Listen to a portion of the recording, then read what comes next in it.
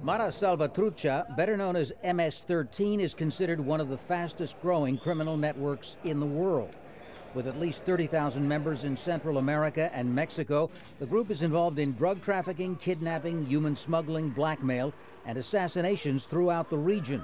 But another 8,000 MS-13 followers are believed to operate in the U.S. That's where the group originated in the 1980s on the streets of Los Angeles, among young refugees whose families were fleeing civil wars in Central America.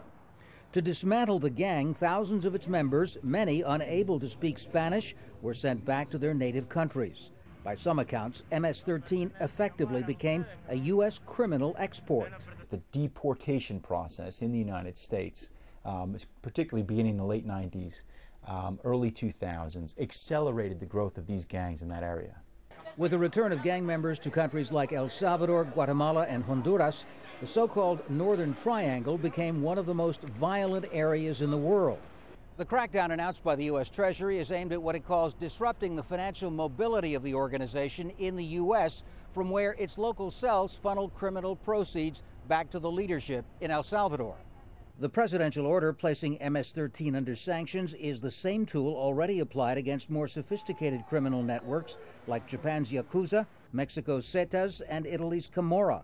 All assets associated with these groups are being frozen.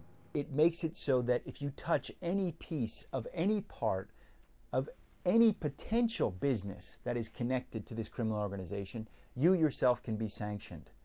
And this has an impact. An impact that U.S. authorities hope will help Central American governments further tighten the screws on MS-13, too.